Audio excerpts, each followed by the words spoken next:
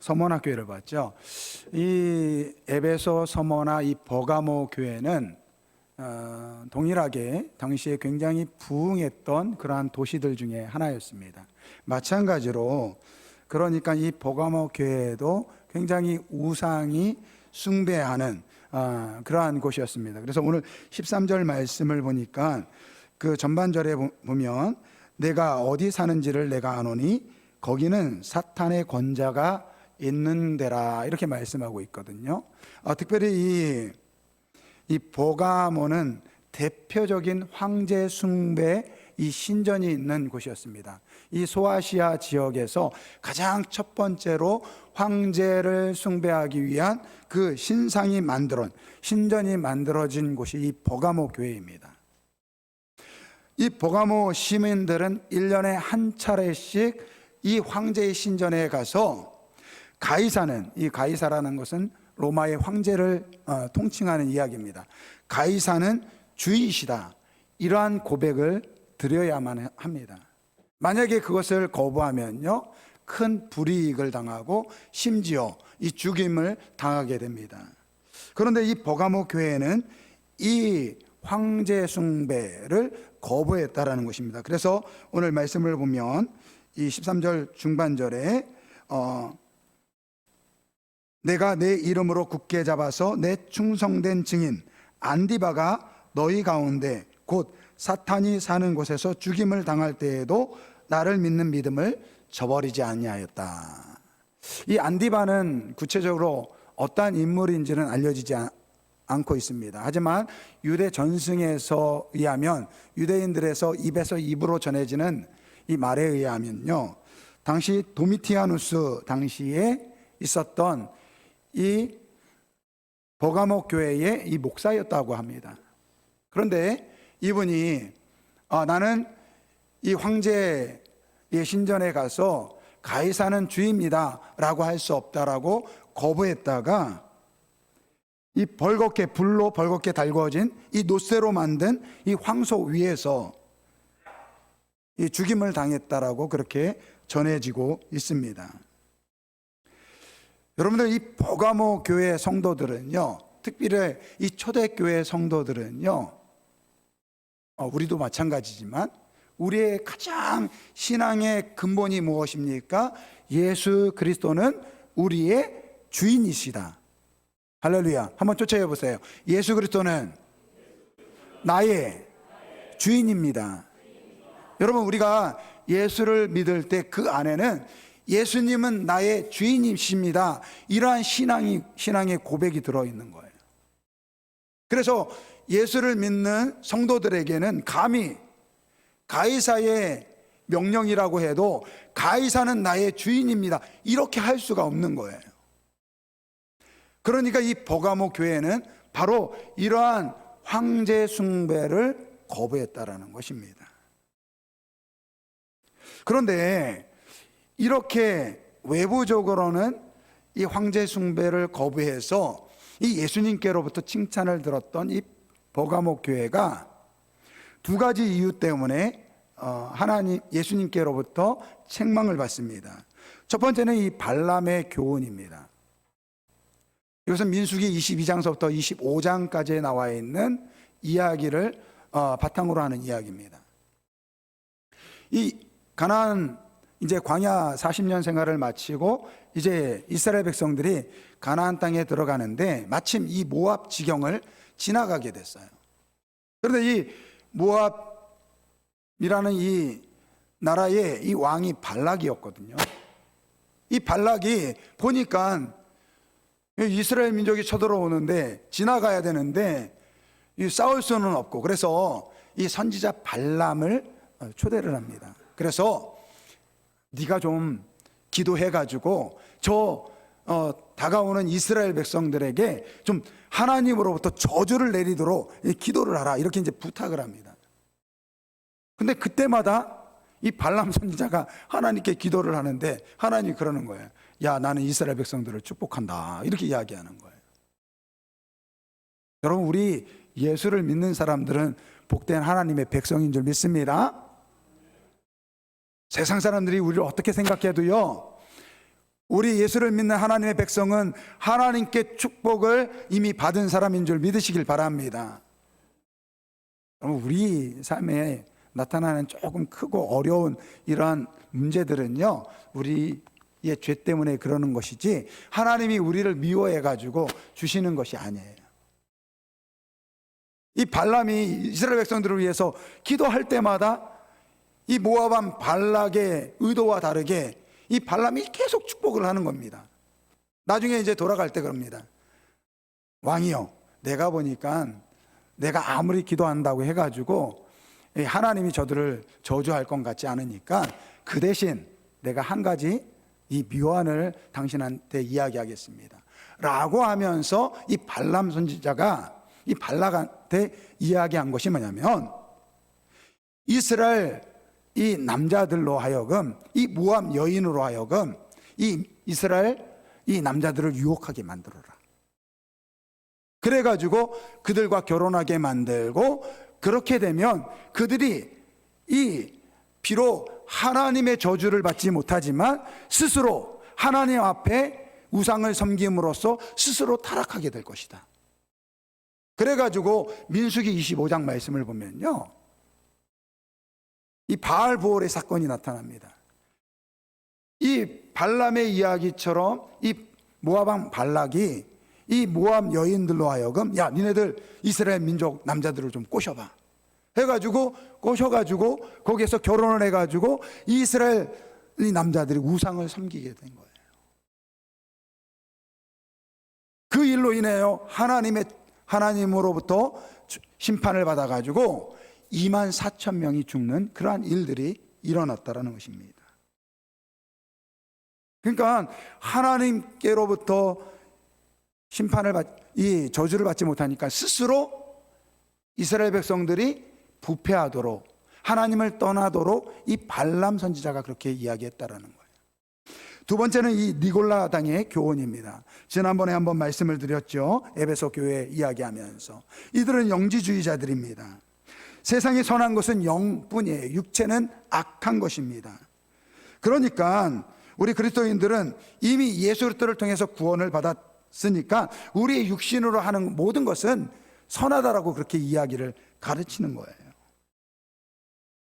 그러니까 오늘 이 발람의 교훈이나 니골라 당의 교훈은 뭐냐면요, 외부적으로는 지금 이 버가모 교회가 외부적으로는 그 우상숭배를, 이 황제의 우상숭배를 반대하지만, 거부하지만 내부적으로는 이 진리의 말씀을 떠나서 스스로 영적으로 부패하고 망가지는 그러한 일들이 일어나고 있었다라는 것입니다.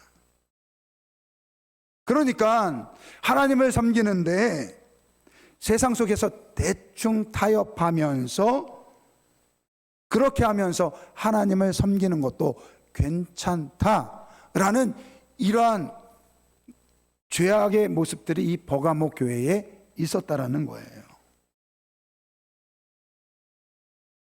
그러니까 우상숭배는 반대하는데 스스로 하나님의 거룩함을 지키지 못하고 말 그대로 하나님 앞에 예배를 드리지만 우상도 섬기는 양다리 신앙 생활을 지금 버가모 교회가 하고 있었다라는 거예요.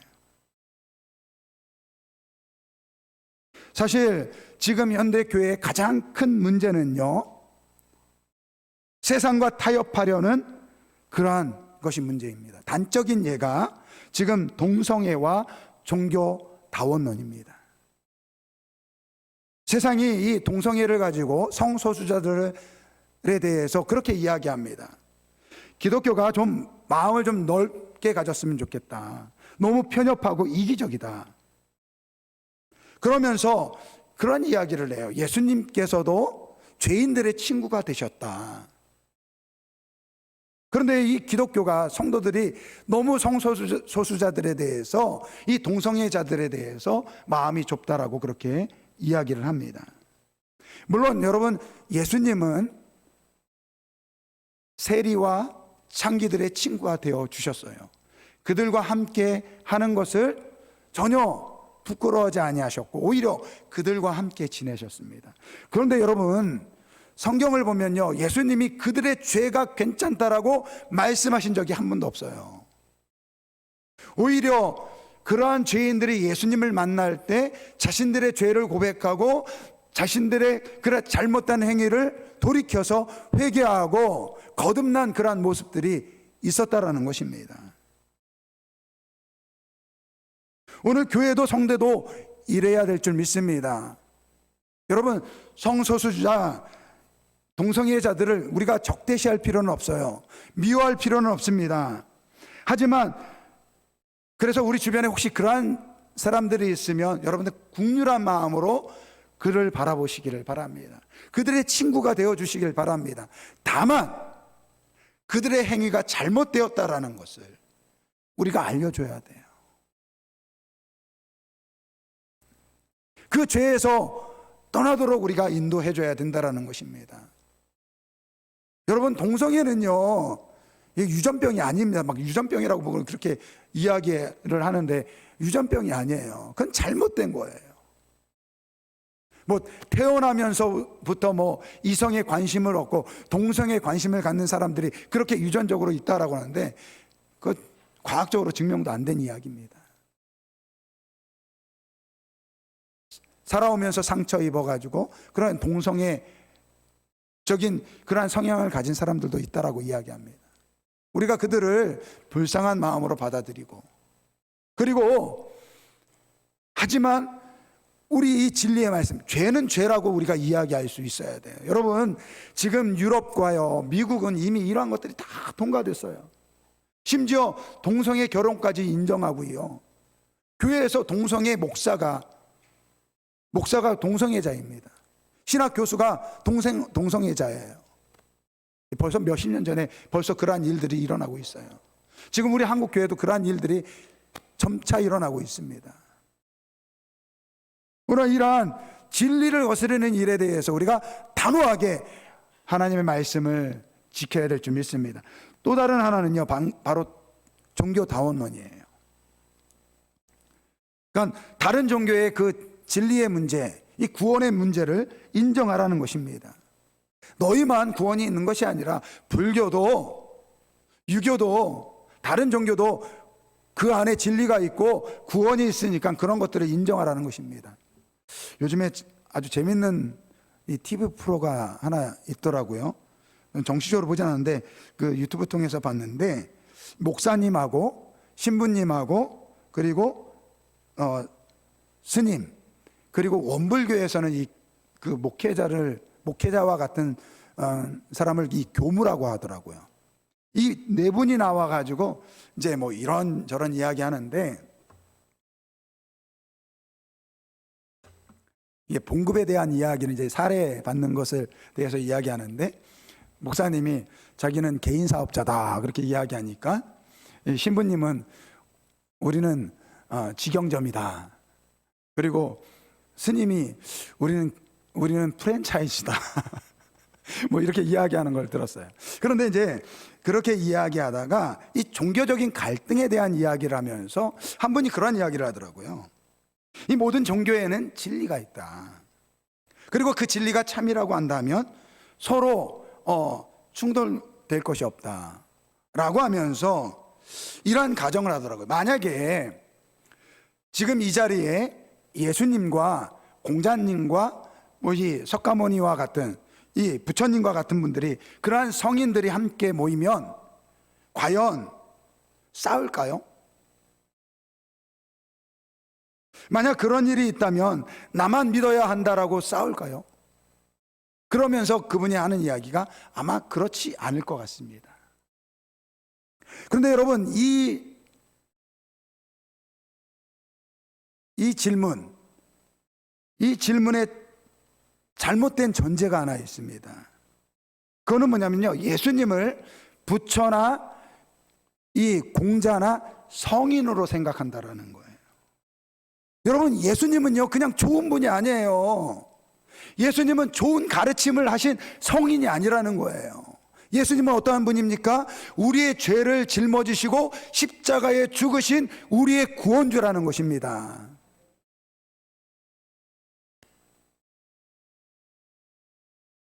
여러분, 우리가 물론 우리 친구들 중에 천주교 신자도 있을 수 있고요, 불교를 믿는 친구들도 있을 수 있고요, 그리고 원불교 다니는 사람들도 있을 수 있습니다.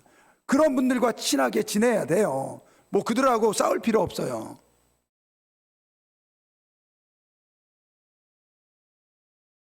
제 친구 중에 하나는 가끔가다 전화하면 저한테 그래요. 사업 잘 되냐? 그 친구가 보기에는 제가 사업하는 사람으로 보이나 봐요.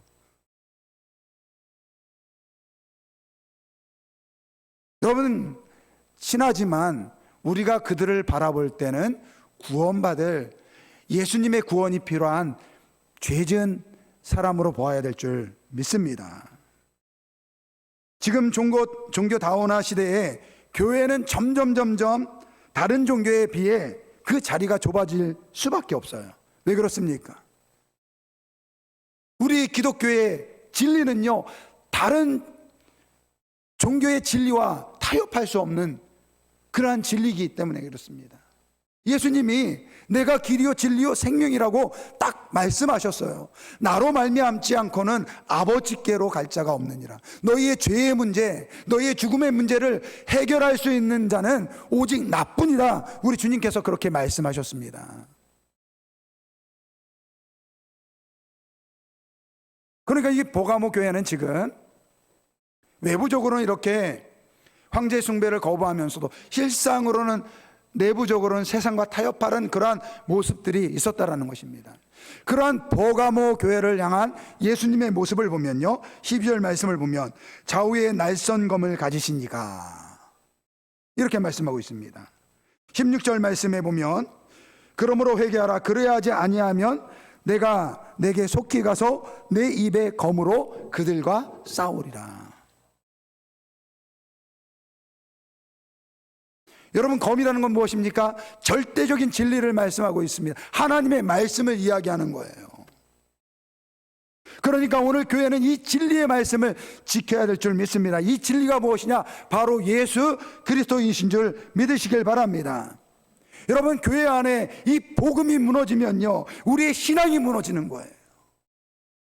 이 복음이 없으니까 자기의 교만으로 살아가는 거예요.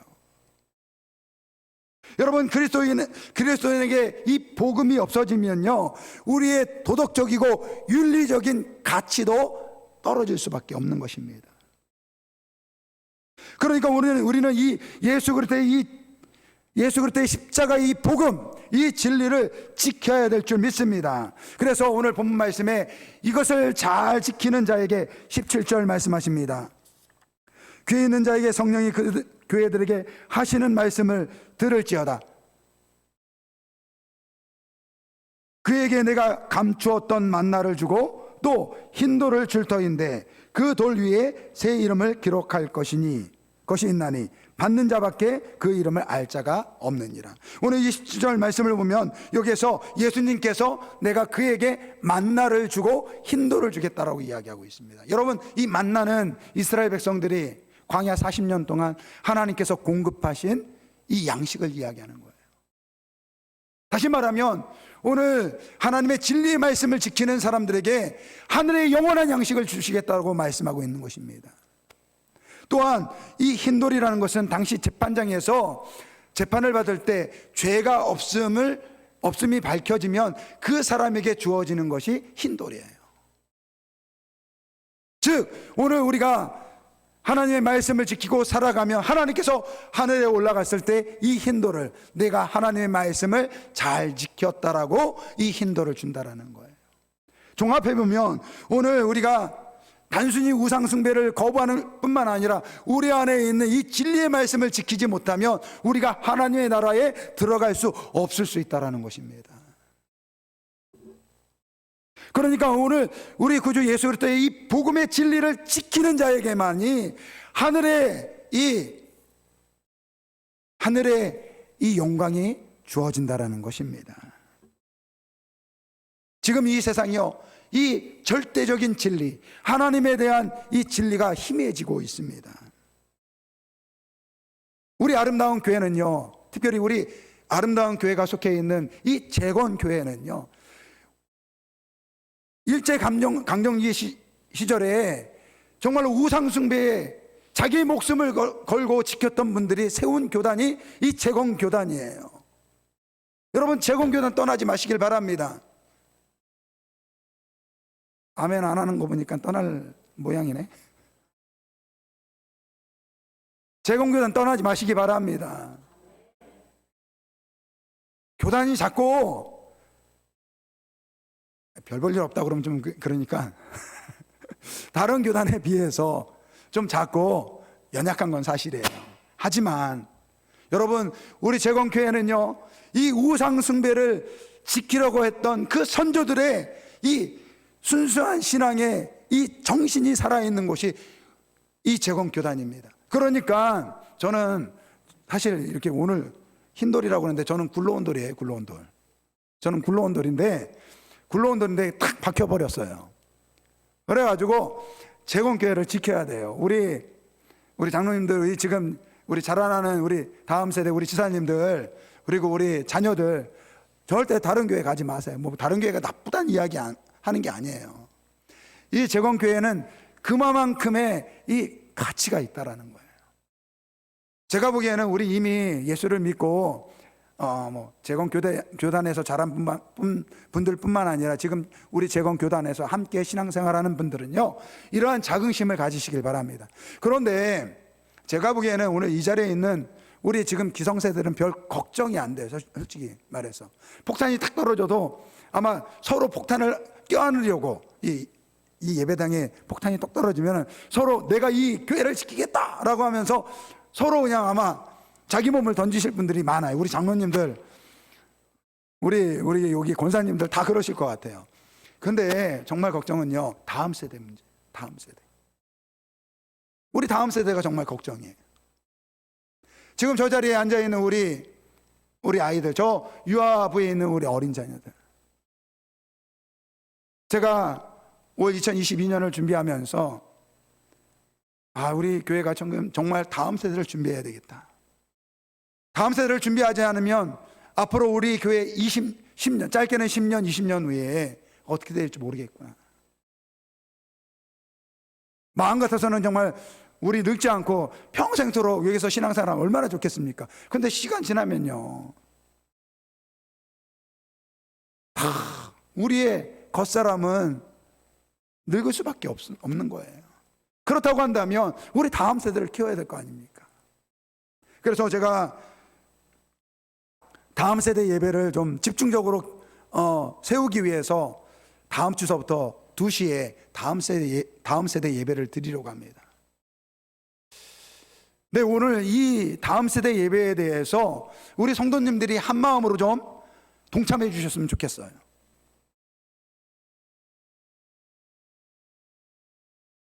제가 다음 세대 예배를 준비하면서 이 도전을 받았던 교회가 이 거창 중앙교회예요. 이 거창 중앙교회가요, 거창군이 뭐 그렇게 큰 도시가 아닙니다. 우리 창원에 비해 큰 도시가 아닌데요, 그 거창 중앙교회가요, 지금 뭐 코로나 시대라서 잘 모르겠는데 코로나 시대가 있기 전에